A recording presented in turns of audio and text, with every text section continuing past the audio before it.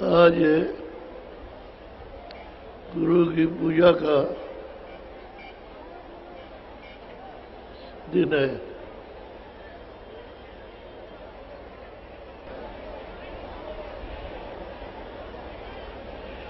ये महात्माओं से ही उनके समय में ही गुरु पूजा का प्रेमियों ने उत्सव किया। वो दिन चलता चला रहा, आगे भी चलता जाएगा। सब प्रेमियों के उद्गार होते हैं किसी समय भी कोई ऐसा कार्य करते जो उसका दिन लोग हमेशा याद करते हैं।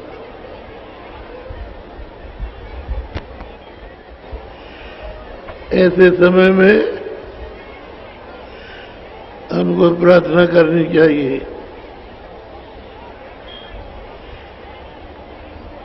कि हमारी सूरज जगे और नाम को पकड़े। साधक को चाहिए कि हम भी जोर लगाएं और कृपा भी मिलनी चाहिए। जब कृपा दोनों तरफ से होगी, एक गुरु की तरफ से, दूसरा मालिक की तरफ से, और साधक की साधना का जोर होगा तो सब सूरत के लिए सब सुलभ हो जाता है। उधर की भी कृपा नहीं ली, इधर की भी। साधन जोर लगाता है तो उससे काम नहीं बनता, नहीं बनता। साधना तो एक निमित्त मात्र है, बाकी सब दया का काम है। रास्ते में खड़ा करना इसलिए होता है कि वो प्रकाश को बर्दाश्त नहीं कर सकता। जब भी प्रकाश को बर्दाश्त करेगा, जब साधक को गुरु अपना रूप दिखाते चलेंगे, तब बाद में स्थानीय रूप का दर्शन कर सकता है।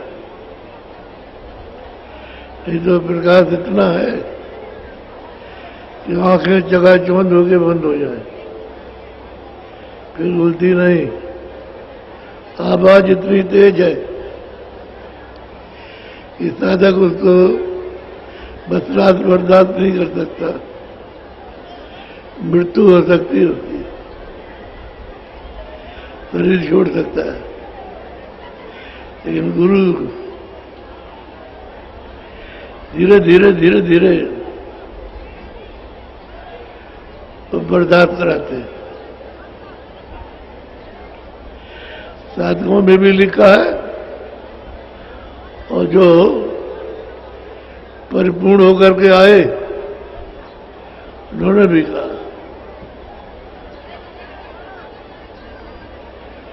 ऐसे समय में दृढ़ प्रतिज्ञा होना चाहिए।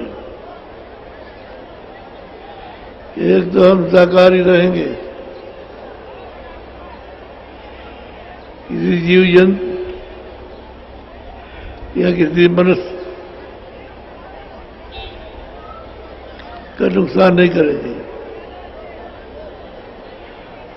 इन्हीं उसको जान से नहीं मारेंगे। करना तो अच्छे के लिए दी जा सकती है, जान से नहीं मारा जाता। लोग जरा से क्रोध में जान से मार देते हैं, फिर नहीं सोचते हैं कि इसका परिणाम क्या होगा।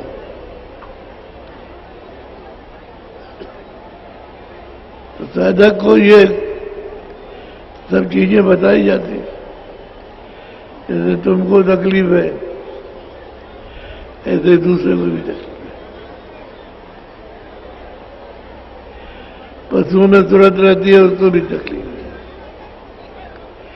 कीड़ों में सूरत रहती है, उसको भी तकलीफ है।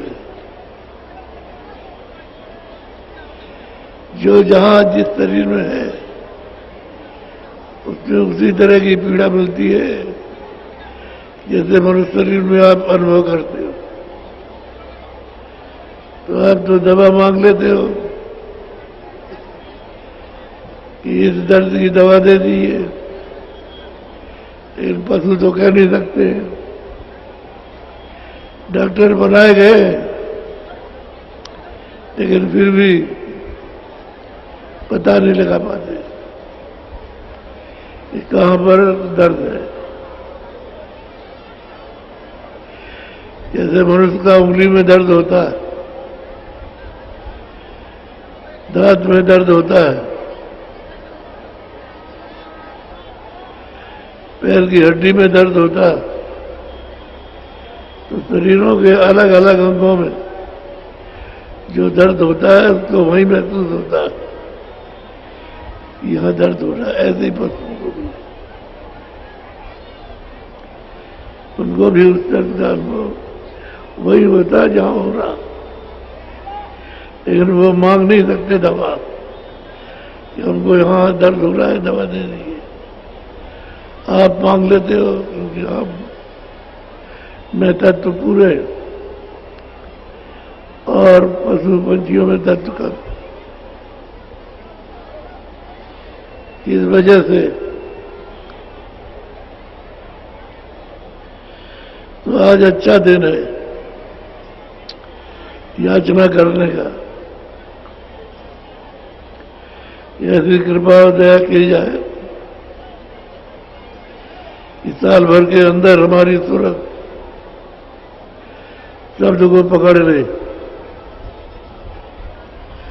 और चढ़ने लगे।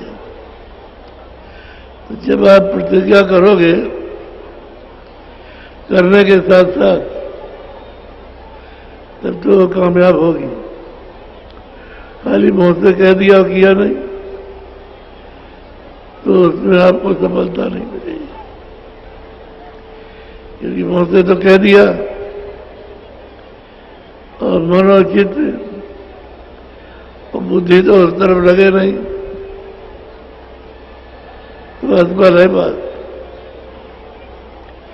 जिस चीज को कहो उस चीज से क्रिया करो। कि हमको आंख से देखना है, कान से सुनना है। जब आप रहोगे उसमें तो दया मिल जाएगी, तब दया मिलती है। और साधुओं को, स्त्री पुरुषों को दया मिल रही है और जगह जगह सुनने को भी मिलता है कि साधक ऐसी साधना करते जिनको अपने तन का होश नहीं है। और ये तो बात है ही,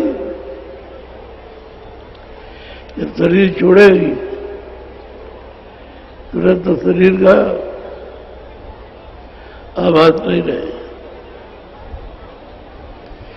क्योंकि जिसमें बैठी थी उससे ऊपर हो गई, निकल गई शरीर। और वहां का आनंद,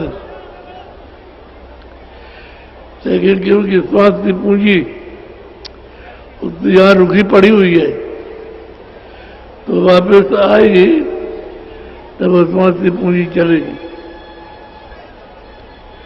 नहीं उतने दिनों तक, जब तक ऊपर में जितने घंटों रहेगी श्वास बंद रहेगी। श्वास तुरंत के साथ निकलती है, तो तुरंत यहां रहता नहीं तो श्वास नहीं, तो आयु बढ़ जाएगी। जैसे 50 बरस का है तो 100 बरस भी जा सकता है, 100 बरस का है तो 150 बरस भी जा सकता है। ये संभव है। सांस की पूंजी नहीं निकलेगी तो आयु बढ़ जाएगी, और हमेशा बढ़ती रही, अभी बढ़ रही, आगे भी बढ़ेगी। लेकिन जो महात्मा जिस तरह के लिए आए वो उतना काम करते हैं और अपनी पूंजी को किसी को दे देते हैं। श्वास की पूंजी को किसी को दे देते, समय से अपना काम किया और चले गए, उसका भी काम हो जाता है उस पूंजी से। जल्दी उसका अभ्यास बन जाएगा, जल्दी सूरज शब्द से जुड़ जाएगी, ऊपर को चढ़ चलेगी और बर्दाश्त भी करती जाएगी। इस तरह से होता है। इतने देर में इतना काम करो, मालिक का हुक्म दे करके भेजा जाता है। तो वहां से जो हुक्म लाए हैं उसका उन्हें पालन करना, वैसे वही मालिक है, तो सब कुछ कर सकते हैं। आपके लिए तो वो मालिक ही है।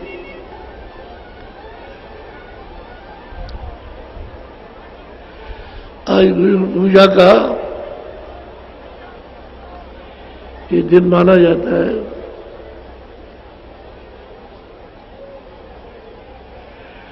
साधकों को दृष्टि से पूजा करना, एक तो दो आंखें और एक अंदर में तीसरी आंख है, तो सच्ची पूजा तो तीसरी आंख से होती है।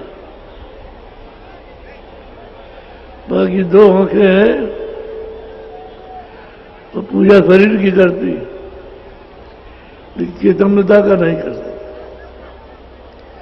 और उसकी दृष्टि जो अंदर की है वो चेतन पूजा,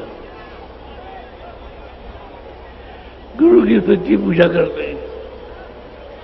जहां गुरु बैठे हुए हैं प्रकाश में है,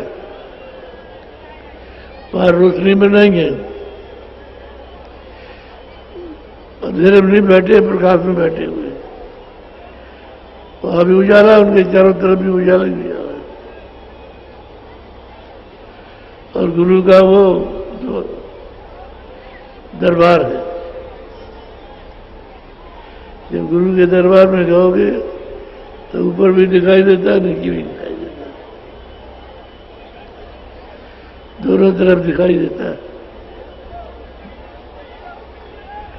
तो ऊपर तो नीचे से ऊपर आया, ऊपरी उसको जाना। तो साधक जब गुरु का दर्शन करता है तो नीचे का नहीं, अर्जी और प्रार्थना ऊपर जाने की, कि आपकी दया सारा का बल मिलना चाहिए। तो गुरु ने अपना मुकाम हर मंडल में बना रखा, बनाया, ईश्वर के लोक में, ब्रह्मलोक में भी बनाया, पारलोक में भी उनका स्थान बना, और महाकाल देश में भी स्थान बना।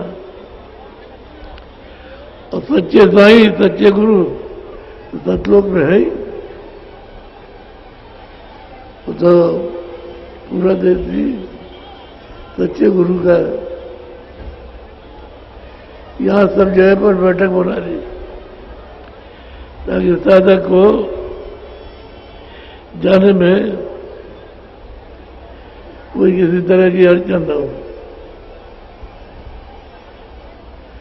और बात बताते जाते हैं साधक कि वहां मिले, वहां मिले, वहां मिले, तो निकल जाता है। अभी हम सब लोग इन सब चीजों को सुनने के लिए कच्चे हैं। ये चीजें सुनने को अभी धीरे धीरे आ रही हैं, ये मिली नहीं है। अभी तो सिर्फ बाहर से अंदर जाने की बात हो रही है, और अंदर घाट से ऊपर की जब, तो अभी आपको उसका संकेत मिला, ये हो रहा है। अब इसी में प्यास लग जाती है, ईश्वर को प्यास लग गई तो अब ये पानी तो चाहते नहीं, वही पानी चाहती है, अमृत पीना। ये दर्शन नहीं, वो दर्शन चाहती है, और नूर का दर्शन, चेतन दर्शन वो चाहती है, ये नहीं। तो इसलिए कदर है कि इसी सेवा को समझाओ, इसी से वो समझाया जा सकता है। ये नहीं रहेगा तो समझाया नहीं जा सकता। तो इसकी महिमा पहले इसी सेवा को समझाओ कि ये भी पूजनीय है। यहां मृतलोक में तो ये पूजनीय है, ये नहीं मिलेगा तो रास्ते नहीं कोई बताएगा। तो जो चुप रहो सब लोग, बकवासबाजी मत करो, चुपचाप बैठ जाओ, चुपचाप। ये बाजार नहीं है जहां सब्जी खरीद रही हो।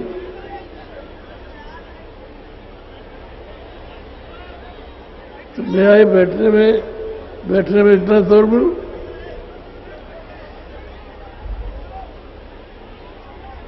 वहां खड़े हो जाओ, जो बोलती हो। अगर ज्यादा बोले तो इनको उठा ले जा बाहर।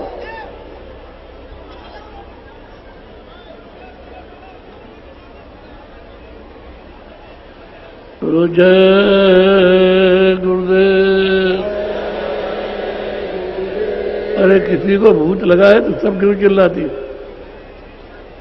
ये को लगा हुआ, इनको रोज कहा जाता कि डाक बंगले में भूतों को भोजन दिया जाता, भाग जाएंगे। तो वहां नहीं जाती 8 बजे, और यहाँ खाना होता है। तो भूत लगा हुआ है तो बात कर रही है।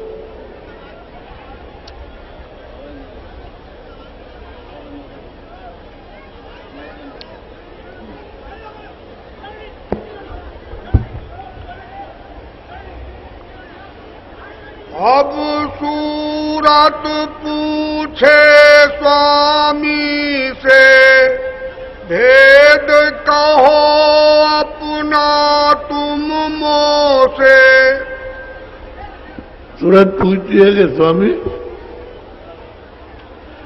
आप यहां आए हो तो आप अपना भेद बताइए, यहां पर रहते कहाँ हो? कोई रहने की जगह होगी, कोई स्थान होगा, तो कहाँ रहते हो? तो आप तो अपना भेज दीजिए। यहाँ चिताने आए हो तो हम तो यहाँ बहुत दिनों से रह रहे हैं। बोलो। बास तुम्हारा कौन लोक में, यहाँ आए तुम कौन मौज में। कहते हैं आपका निवास किस लोक में है, और जहां से आए हुए तो किस मौज में आए? एक तो ये बताइए कि आप किस लोक में रहते हैं और आपकी इच्छा क्या है, क्या हमसे आप चाहते हैं?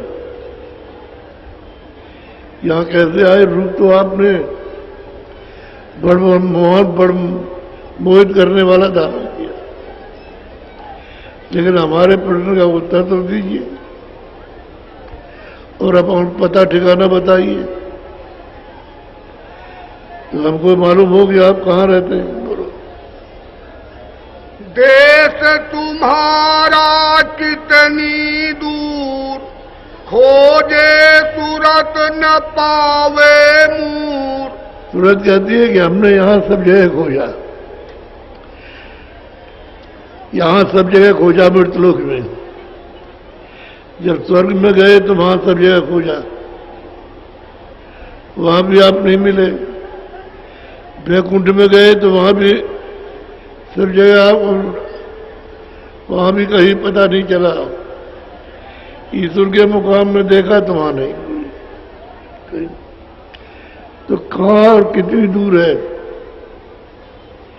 क्या आप इन लोगों में रहते हैं या यहाँ कहाँ रहते हैं, और यहाँ से कितनी दूर आपका देश है? तो ये भी दया करके बताइए। बोलो। मैं बिछुड़ी तुमसे कहो कैसे, देश पराए आई जैसे। कहते हैं मैं आप का देश और आपको क्यों बिछुड़ गई, और पराए देश को आकर के मैंने अपना क्यों माना। ये हमारा देश है, हमारा देश है, हमारा देश है, ये हमने क्यों माना। बोलो। मेरा हाल भिन्न कर गाओ, देश अपना मोहि लखाओ। और मेरा पता अलग अलग करके मुझे बताइए, और फिर अपना बताइए कि आप किस देश में रहते हैं। बोलो। मन तन संग पड़ी मैं कब से, दुख पायो बहुतक मैं जब से। और ये बताइए कि मैं तन के साथ और मन के साथ इस शरीर में कब से पड़ी हूं, और यहां रह करके तो मैंने बहुत दुख उठाए, और अब भी दुख उठा रहे, और कहीं सुख नहीं मिल रहा। कहीं भी निशान भी किसी जगह भी जाओ कहीं सुख नहीं, धन से सुख नहीं है, पद से सुख नहीं, खेती से सुख नहीं है, विद्या पढ़ने से सुख नहीं, या दुख ही दुख है। तो ये हमको तन और मन के साथ कब से डाला, तो ये भी मुझको बताइए। क्यों भूली मैं देश तुम्हारा, आए परी परदेश निहारा। और जिस देश की बात करते हो कि हमारे देश चलो, तो आपका देश में क्यों बिछुड़ गई, और पराये देश में आकर के हमने क्यों पराये देश को अपना कहा। ये मेरा मृत्यु लोक है, मेरा स्वर्गलोक है, मेरा वैकुंठ लोक है, मेरा शिव मुकाम है, मेरा राम मुकाम है, मेरा कृष्ण मुकाम है। ये क्यों मैंने कहा, क्या आप इन्हीं लोगों में रहते, तो आप वेद तक बताइए हमको, और ये भी बताइए किन लोगों में है। बोलो। पाताल बसो की मृत्यु लोक में, स्वर्ग बसो की ब्रह्म लोक में। कहते हैं पाताल लोक में हो या मृत्यु लोक में, या आप शिवलोक में हो या आप स्वर्गलोक में हो, कहाँ बसते हैं आपका घर कहाँ है। बोलो। विष्णु लोक वैकुंठ धाम में, इंद्रपुरी या शिव मुकाम में। यहाँ साधना करते हैं तो वैकुंठ धाम में कई लोग पहुंच जाते हैं, तो क्या आप वैकुंठ धाम में या शिवपुरी में रहते हैं, या विष्णुपुरी में, उन लोक में आपका निवास है। बोलो।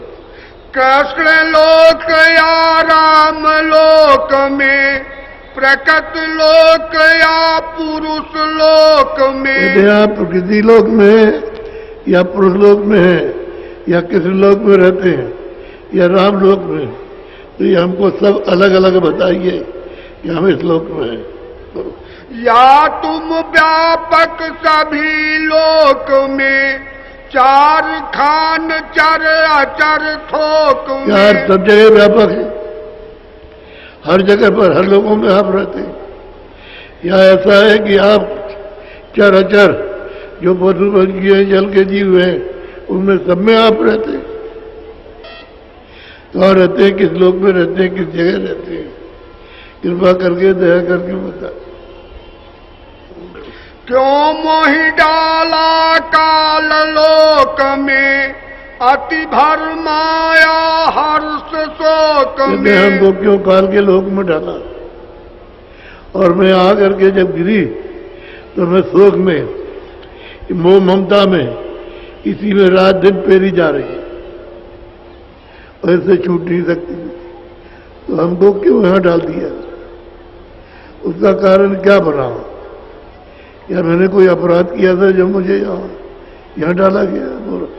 अब क्यों आए मोहि चितावन, रूप धरा तुम अति मन भावन। कहते हैं कि अब आप इतनी समय के बाद आप आए हैं चिताने के लिए, और रूप आपने जो धारण किया है वो तो मोहित है, आपको देख करके सब मोहित हो जाएंगे,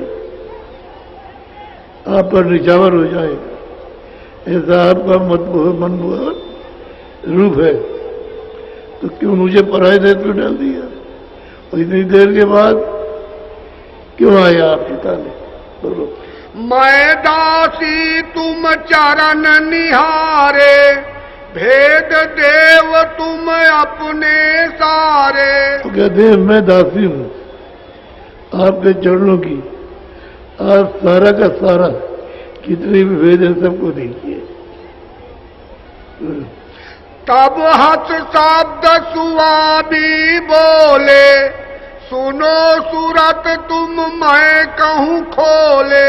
अब स्वामी बहुत प्रसन्न हुए कि तूने हमसे पूछा है तो हम सब खोल करके तुझको बताऊंगा, तुम उसको सुन। बोलो। जो तू पूछे भेद हमारा, कहूँ सभी अब कर विस्तार। हमारा भेद पूछा है तो मैं सभी सब तरह का मैं तुझे पूरा भेद बताऊंगा। मैं हूँ अगम अनाम अमाया, रहूं मौज में अधर समाया। अब कहते हैं कि मैं अगम हूं, अनाम हूं, मेरा कोई ना, माया से रहित हूं और मैं अधर में रहता हूं, मेरा कोई भेद नहीं जानता, कोई नहीं पहचान सकता। मैं ही यहां से जाऊं और बताऊं जाकर के तो वो बताएगा कि वहां पर है, वैसे कोई नहीं जान सकता। और मैं अधर में रहता हूं, अधर में सर के ऊपर, जो सबका आधार है वहां रहता हूं।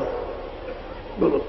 मेरा भेद न कोई पावे, मैं ही कहूँ तो कहन में आवे। मेरा भेद कोई नहीं जानता, मैं ही कहूंगा तो कहने में आएगा।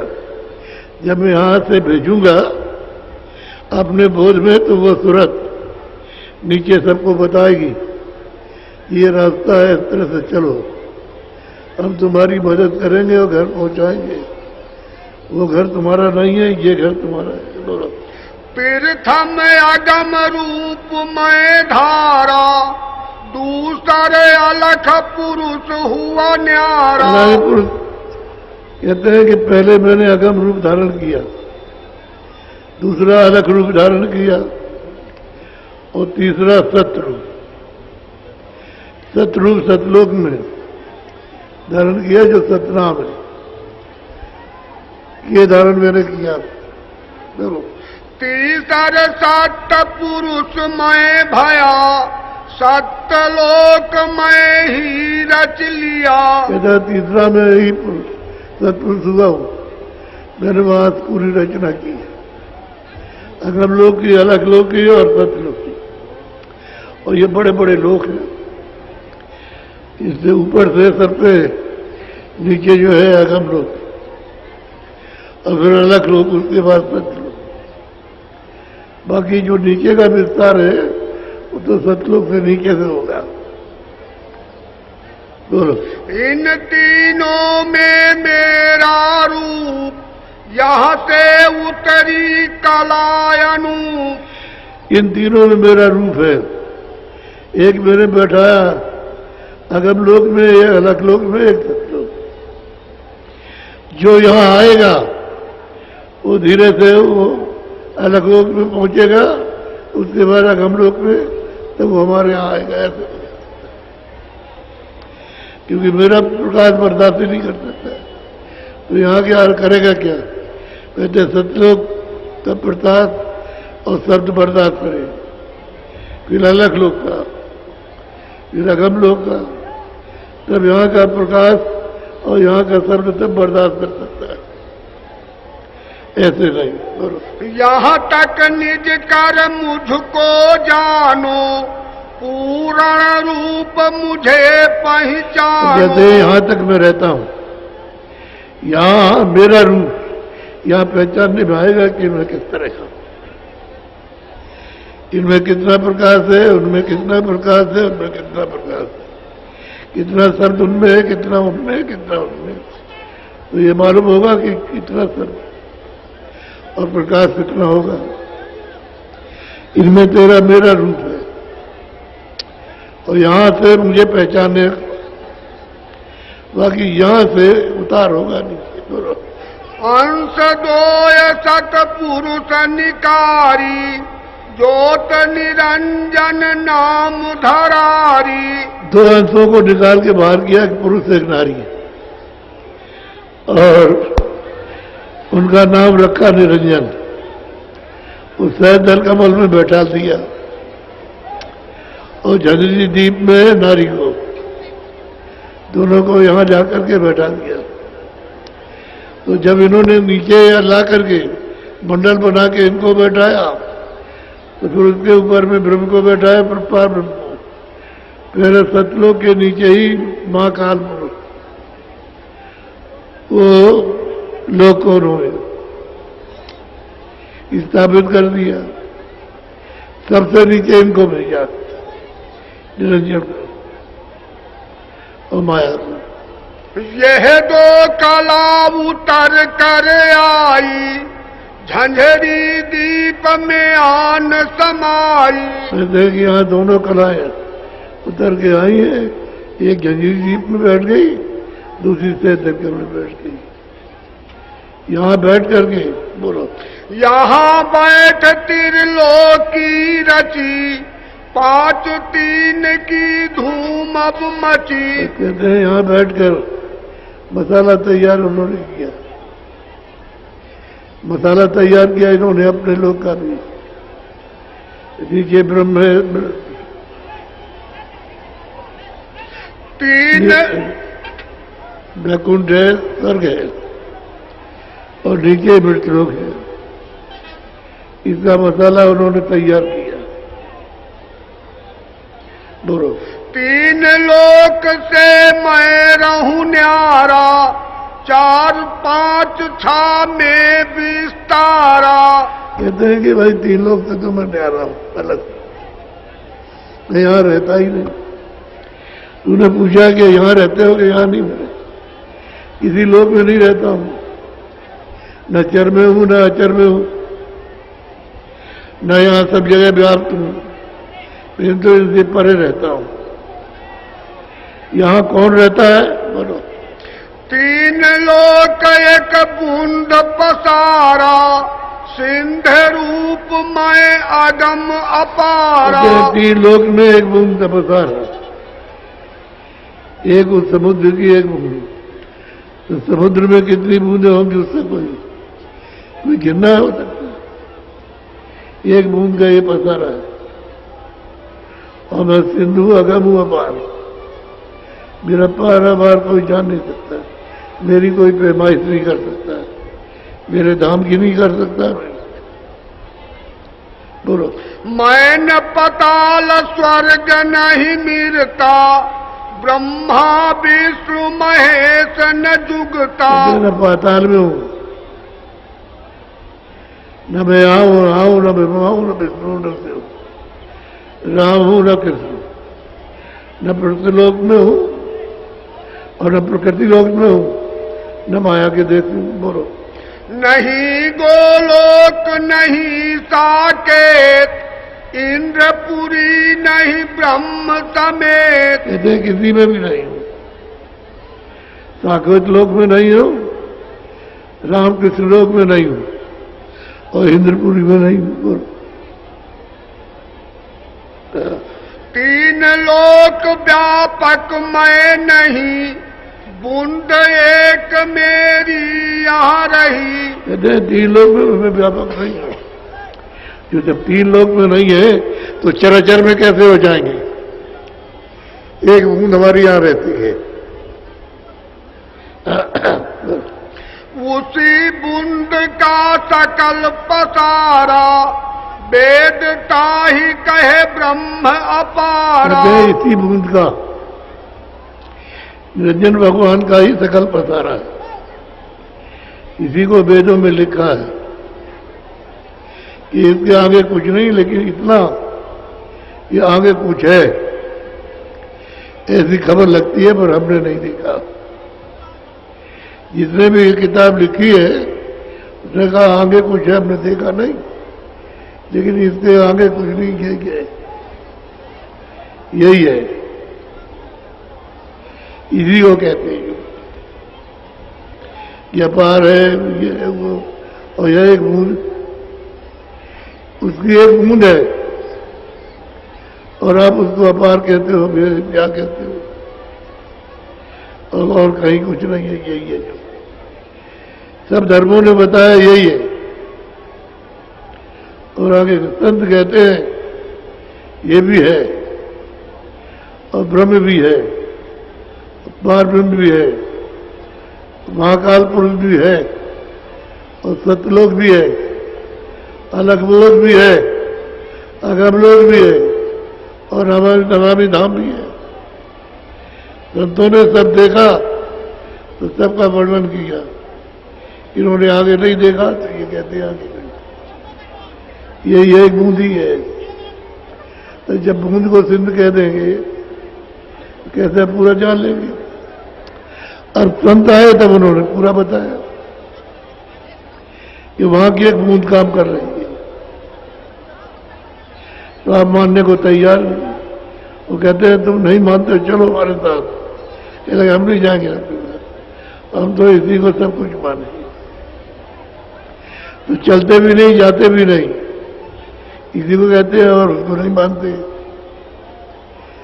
जो अपना है उसको मानते नहीं, अपना घर है, अपना देश है, अपने मालिक उसको नहीं मानते और इसको मानते।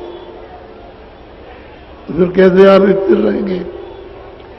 ये तो ये भी सब नाश हो जाएगा, तो निरंजन भी नाश हो जाएंगे, तो ब्रह्म भी नाश हो जाएंगे, पार ब्रह्म भी नाश हो जाएंगे, महाकाल सबको समेट लेगा और समेट करके चिटाई की तरह से अपने नाके में रख लेगा। और महाकाल के ऊपर में सतलोक है, ये इसके नीचे है, और सतपुरुष ने इन सबको निकाल दिया। उनके देश में काल नहीं है, इसलिए सूरज तू डर मत। एक दफे मौज हुई तो एक दफे अब कभी नहीं होगी। काल को बाहर निकाल दिया हमारे देश में, तेरे देश में अब कभी नहीं जाएगा। बोलो।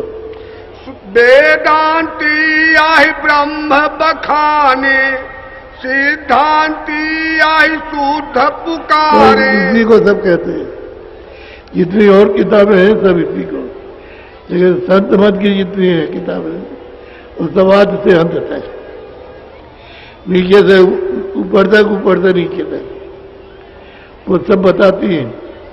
तो उसको मानने को तैयार नहीं। तो आखिर तो किसी ने लिखा, तो वो भी तो किसी ने लिखा है, उसको मानने को तैयार है, उसको भी मान लो। तो वह झगड़ा करते हैं और झगड़ा खड़ा कर लेते हैं, तो मानते नहीं, इसलिए धोखा खा गए। बोलो। इसके आगे भेद न पाया, सतगुरु बिन उन धोखा खाया। इनके आगे भेद मिला नहीं और सतगुरु उनको मिले नहीं, जो ये भेद बताते तो धोखा खा गए। बूंदी को सिंध कहते रह गए और बूंद को भी नहीं पाया, तो यही चक्कर मार के कर्म करके और 84 नरकों में चले गए। बोलो। जितने मत हैं सग जग के माही, इसी बूंद को सिंध बताही। जितने मत हैं, संत मत को छोड़ के जितने मत है, इसी बूंद को निरंजन भगवान को ही सिंध कहते। जो सहदल कमल में बैठे हुए इन्हीं को सिंध कहा जाता है। ऊपर इनके ब्रह्म है, ऊपर में पार ब्रह्म को नहीं, ऊपर में महाकाल पुरुष बैठे हुए, उनको कहते हो कभी यही के। अगर उनको भी माने तब भी फिर जब देखते हैं नीचे, तो जब प्रलय हो जाती है तो ईश्वर नहीं रहता, न ब्रह्म रहते।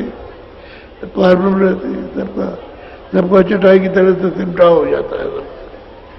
यहाँ कुछ नहीं रहेगा, स्वर्ग बैकुंठी में कोई लोग नहीं रहेगा, वही काल लोग रहता है सीमा तक बस।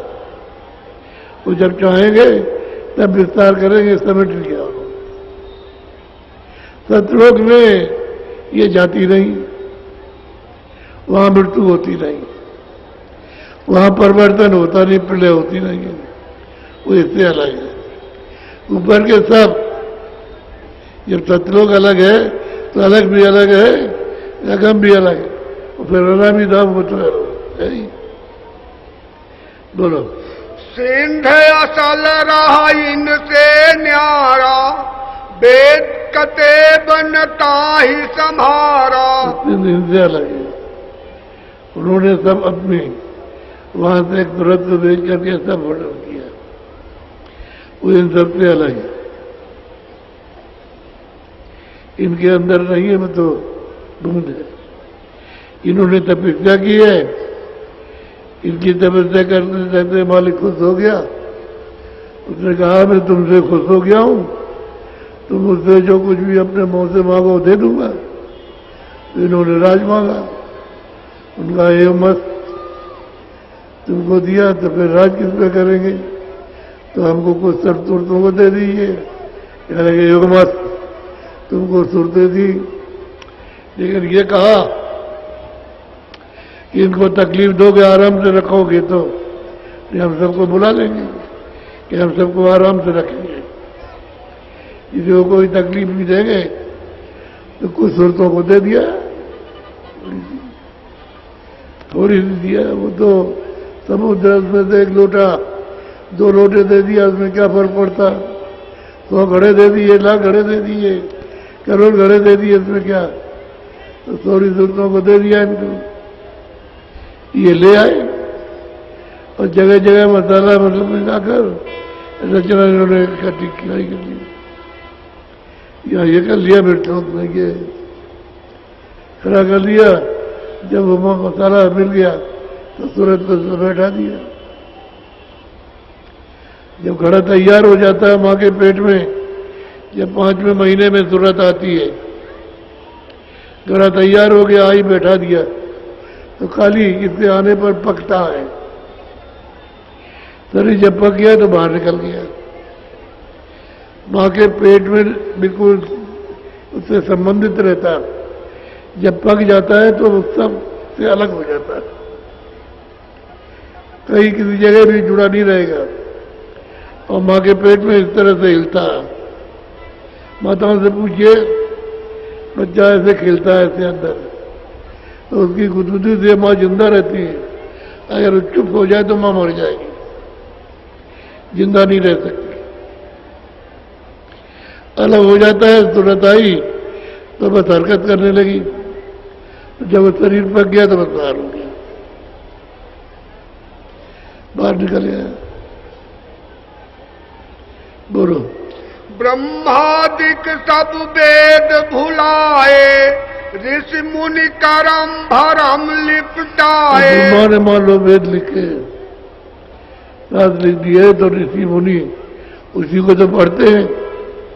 जब ब्रह्मा विष्णु महादेव खुद भूले हो गए, तो आप उन किताबों को पढ़ते हो तो आप भी भूले हुए हो, आप इनको भूले हुए हो कि ब्रह्मा विष्णु महादेव कहाँ पर है, उन्हीं को नहीं जानते।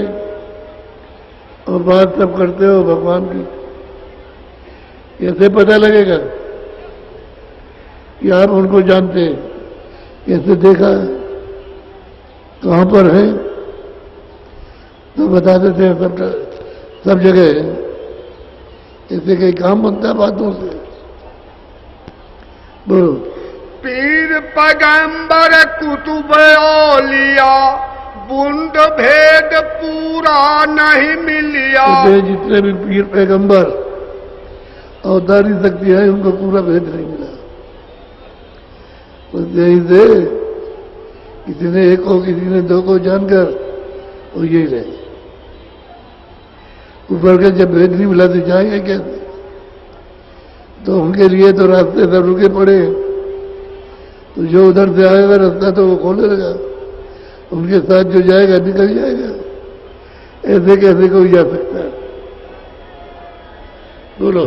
सुनो सूरत तुम अपना भेद, तुम हम में थी सदा अभेद। आप सूरत से कहते हैं कि देख तू अब सुन ले हमसे अपना भेद, तू हम में थी अभेद। मुझ में और तुझ में कोई भेद था नहीं, किसी तरह का भी कोई तुम हमारे ही पास रहती थी, अभेद थी, कोई भेदभाव नहीं था। तू भी मालिक थी जैसे मुझको मालिक समझते थे। बोलो। काल करी हम सेवा भारी, सेवा बस होए कुछ न विचारी। काल ने सेवा की तो इतनी सेवा की कि मुझको कहने पड़ा कि मैं तुम्हारी इस सेवा से प्रसन्न हूं, तुम अपने मुंह से जो कुछ मांगो मुझसे मैं वही तुमको दे दूंगा। तब इसने मांगा कि हमको राज दे दीजिए और इन पर राज करने के लिए सुरतों को, जीवात्माओं को दे दीजिए। तो सेवा बस होकर के कहते हैं मैंने तुझको उसको दे दिया, उसको दे दिया। सेवा के बस होकर के तुझको मैंने उसको दे दिया। बोलो।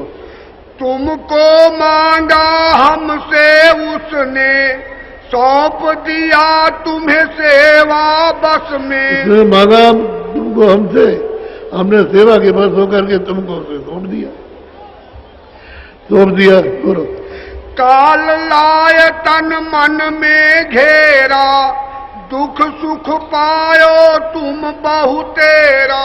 काल यहाँ ले आया और ला करके यहाँ शरीरों में, इस तन मन में यहाँ करके घेर लिया। अब वहां से जब से जन्म मरण होता तब से हम दुखी हैं, हमको सुख नहीं मिला। कभी यहाँ कभी वहां, कभी मतलब इस स्वर्ग गए तो वहां 200 बरस रहे, फिर आ गए, फिर कभी 84 में, कभी नरकों में, यही भोगते रहे, बड़ी तकलीफ, और आज तक कोई रास्ता नहीं मिला। तो हमने तुमको तुमसे सेवा के माध्यम के दिया। बोलो।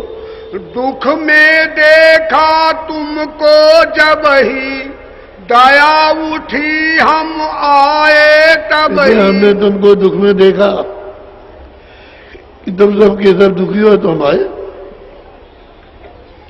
तुमको ले चलने के लिए। बोलो।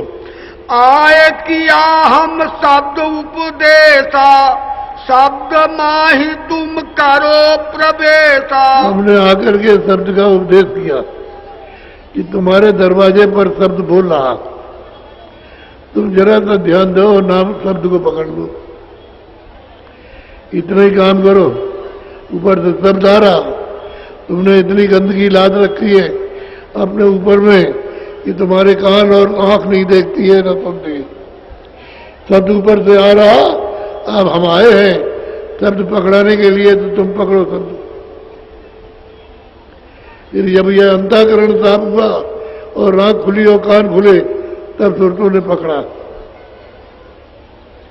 तब पकड़ के चढ़ाई की, तो बहुत सुरतें पहुंच गई, थोड़ी बहुत नहीं, संतों ने बहुत पहुंचाई। बोलो।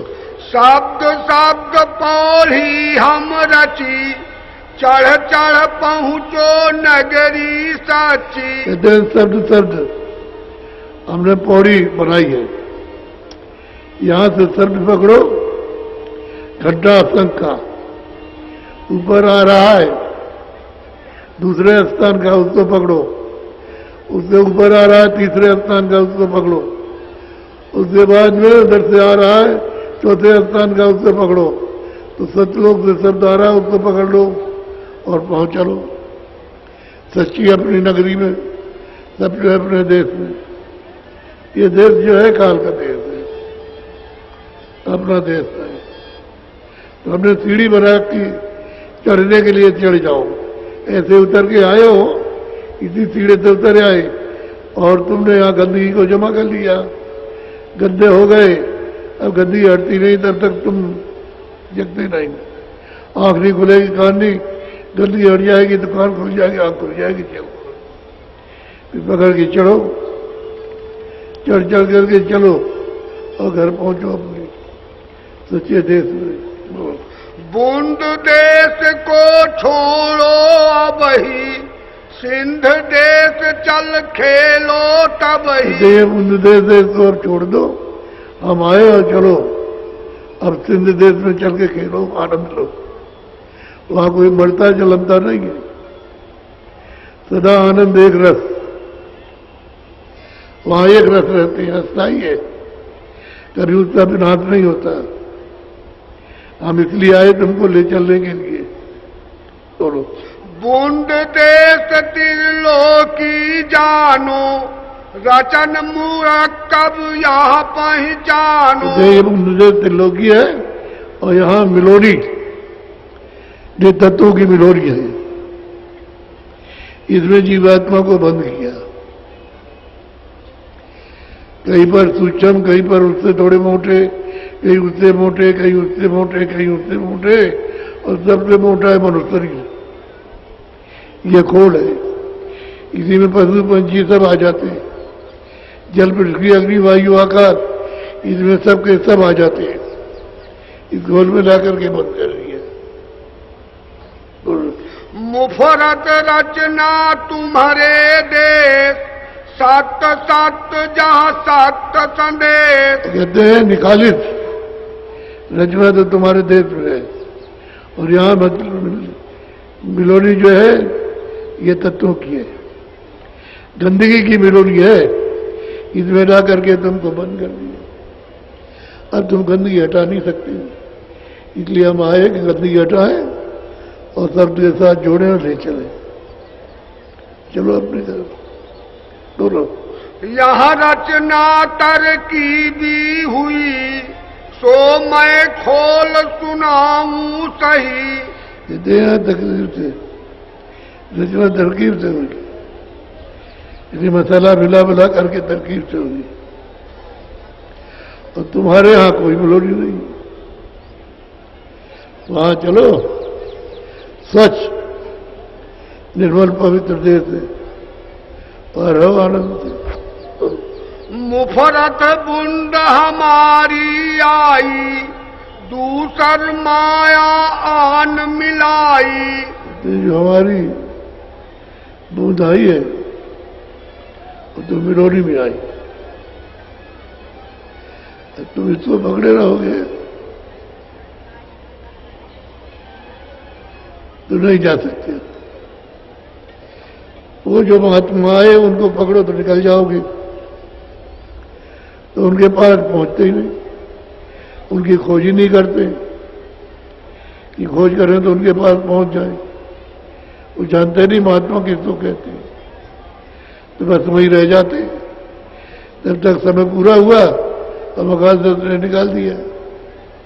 फिर वहां जब मिलने का समय आता है तो वही कर्मों का हिसाब देते।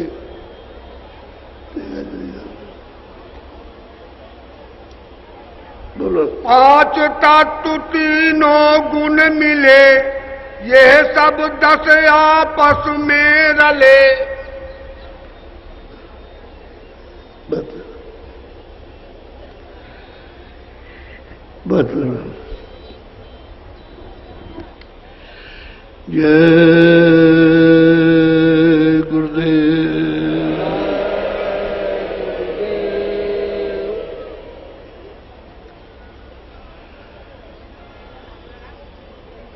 इतने लोग हैं जो नामदान को आए, जरा हाथ उठाओ। आप हाथ गिराओ, कितने लोग फिर उठाओ। ये तो बहुत लोग आए नीचे।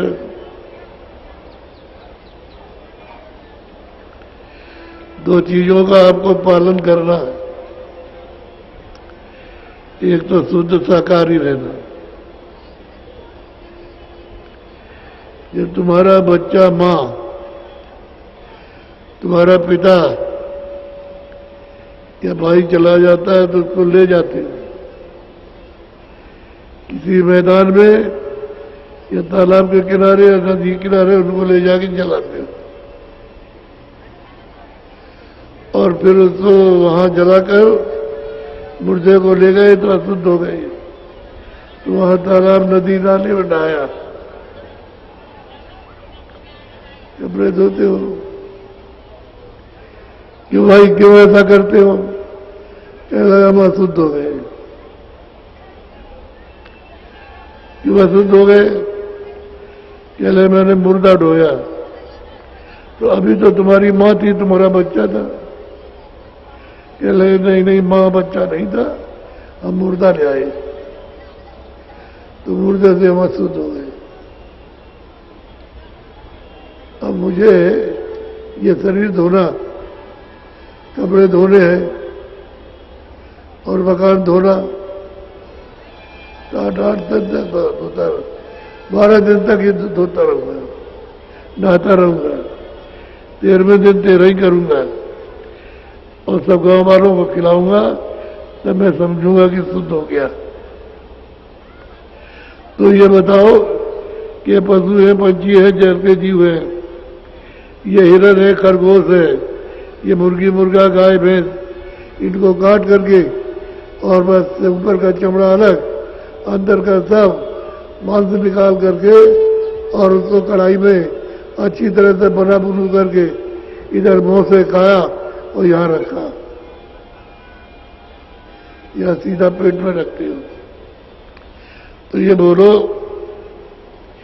कि कितना तुम्हारा शुद्ध शरीर है। ये मुर्दा आपने पेट में रखा है, तो इसको रखा है तो कितनी कड़ी सजा देगा? सजा कितनी कड़ी देगा?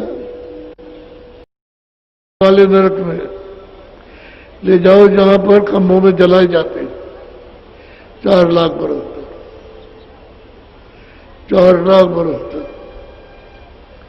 सोच लो 4 लाख कितने होते हैं। और जब ये पूरा हो जाए तो वहां है कि उस नाम वाले नरक में ले जाओ, 1 बरस के लिए 1 लाख बरस के लिए काटो, तो दिन रात कटाई हो रही है। इधर जोड़ते जाते, काटते जाते, जोड़ते जाते, ऐसी मशीनें चलती रहती है लाखों बरस तक। जब ये सजा पूरी हो जाए तो उसी में नीचे लिखा हुआ है कि उस नाम वाले नरक में ले जाओ, 10,000 बरस के लिए चढ़ाओ। तो तुमको तो मौका संयुक्त त्रेता द्वापर कलयुग चलाएगा, मिलेगा ही।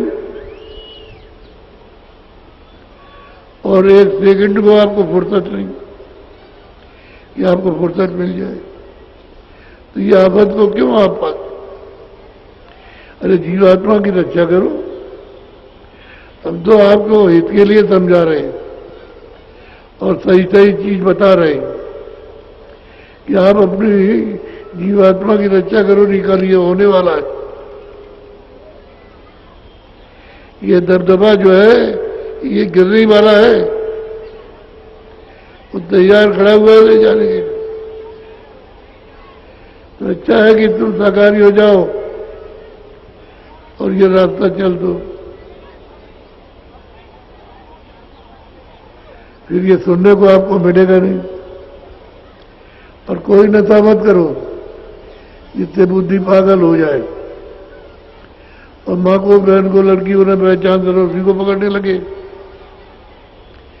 माँ को पकड़ लिया, बहन को, और कमरे में घसीले लिया जाए। जब लड़की ने समझाया कि तो माँ ये बहन है, तो उसको छोड़ के लड़की को घसीटने लगे। जब 10 आदमी दौड़े और मारा, तब उसको होश आया कि अब ये क्या कर रहे हैं। अरे बुद्धि पागल हो गई, तो ज्ञान सुन लो क्या? वो तो सब कुछ कर सकता है। अच्छा, इसका क्या दंड होगा? और भी ज्यादा दंड। तो देखो घर घर में, घर घर ये होने वाला लगा और कोई ये बोलता नहीं, चुप है, चुप ही साथ देता। ऐसा जुग जमाना आया कि बहुत से बोल ही रहे कि जो कुछ भी इज्जत है सब हमारी खत्म तो हो ही गई। जब तुम्हारे घर में ये काम होता है तो खत्म हो गया। अब कोई थोड़ी समझता है कि माँ है, कि लड़की और बहन है, कुछ नहीं, मुझसे कहते हो और बस करते कुछ। इसलिए आप हुक्का पियो, एक तो शाकाहारी रहो, हुक्का पियो, अच्छे कपड़े पहनो, अच्छा खाना खाओ, अच्छे मकान में रहो, लेकिन शाकाहारी। नशा छोड़ दो, हुक्का पियो, तो जो तुम्हारी बरकत गिर गई वो वापस आ जाए। ईमानदारी मेहनत से काम करो तो सब बरकत वापस, बरकत